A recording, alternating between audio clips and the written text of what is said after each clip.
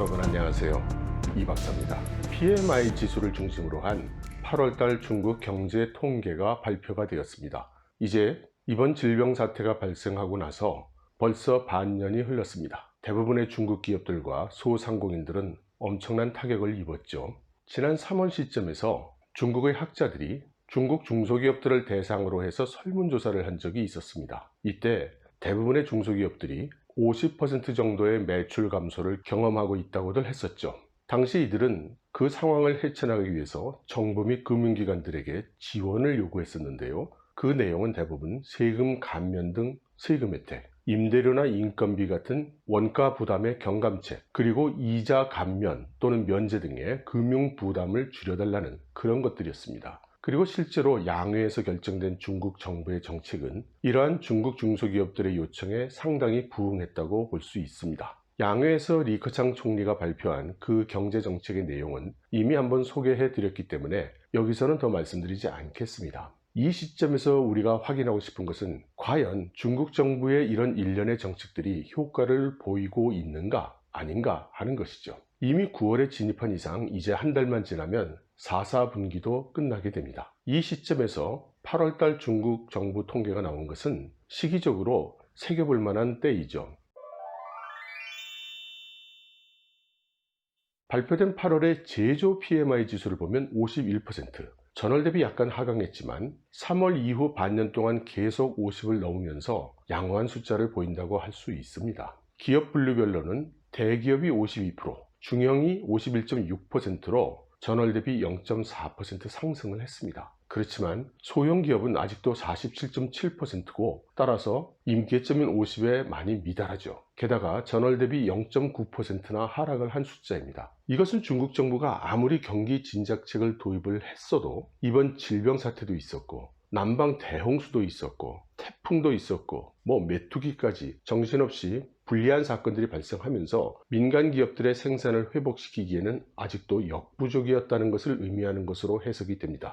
생산 지수는 53.5%로 꽤 양호하죠. 그리고 신규 오더 지수도 52%로 전월 대비 0.3% 상승하였습니다. 그리고 원자재 재고 지수가 47.3%로 내려간 것은 전월 대비 0.6%나 하락을 한 것이고, 이것은 결국 중대형 기업 위주로 생산이 증가하고 있다는 것을 의미한다고 하겠습니다. 중국의 수출이 개선되고 있는 것도 중대형 기업들의 조업이 정상화되고 있다는 것을 의미하는 것이라고 할 수 있죠. 공급업체 배송 시간 지수도 50.4%로 50을 넘고 있어서 역시 완만하지만 개선되고 있다고 봐야 할 것 같습니다. 그럼에도 불구하고 제가 가장 관심 있게 보는 지표 중에 하나인 종업원 지수, 이것은 역시 49.4%로 전월 대비 0.1% 상승해서 약간 오르기는 했지만 여전히 줄곧 임계점 50에 미달하고 있습니다. 사실상 금년 들어서 한 번도 50을 넘지 못한 게 아닌가 하는 그런 인상인데요. 이것은 중국의 실업 문제가 줄곧 어려운 상태에 있다는 것을 의미하는 것이고, 당연히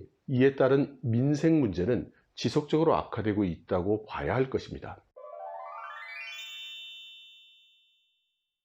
다음 비제조업을 보겠습니다. 비제조업은 8월에 PMI 지수가 무려 55%라는 매우 우량한 숫자를 보였습니다. 이렇게 해서 지난 6개월 동안 계속해서 임계점 50위를 고공행진을 하고 있죠. 그리고 이 지수를 견인하고 있는 것은 역시 건축토목. 8월에도 60.2%, 전월 대비는 0.3% 하락이라지만 엄청나게 높은 수준입니다. 영업활동 지수도 54.3%로 전월 대비 1.2%나 상승을 했죠. 그리고 실제 상승한 업종을 보면 철도 운수, 항공 운수, 숙박, 통신, 방송 이쪽이 모두 60을 넘었습니다. 반면에 자본시장, 부동산 등이 50 미만으로 떨어졌죠. 이것은 이번 질병 사태로 인한 도시 간의 봉쇄가 전면적으로 풀리면서 중국의 경제활동이 정상화됐다는 것을 의미하는 것입니다. 실제로 어제인가요? 신강 위구르 자치구도 코로나 사태가 완전 종식되고 정상화를 선언하는 그런 일이 있었습니다. 반면에 그동안 누적된 경제 침체가 부동산과 금융을 압박하고 있는 것으로 보이는 것이죠. 비제조업 분야의 신규 오더 지수는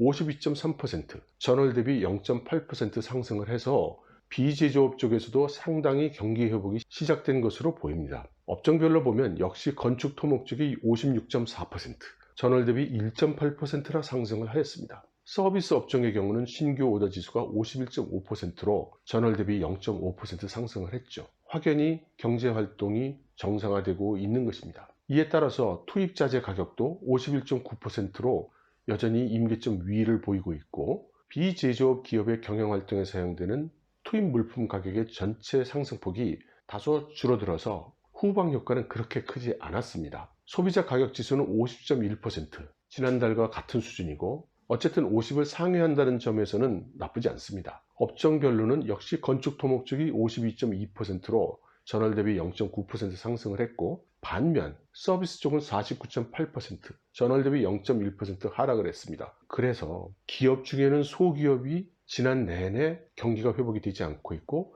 서비스 업종도 일반 소상공인들 업종이 계속 정상화되지 못하고 있는 것입니다. 이것은 종업원 지수로 볼 때도 실업 상태가 전혀 개선이 되지 않고 있죠. 6개월 동안 지속적으로 50 미만이었다는 것은 실업 상황이 계속 악화되고 있다는 것을 의미하는 것입니다. 결국 중국도 취약계층이 더욱 고통을 받고 있다는 것이죠. 다만 영업활동 지수가 61.1%로 매우 높아서 이것이 향후 전망을 희망적으로 보게 하고 있습니다. 업종별로 보면 건축, 토목 쪽이 66.6%, 그렇지만 서비스도 61.3%가 돼서 매우 높죠.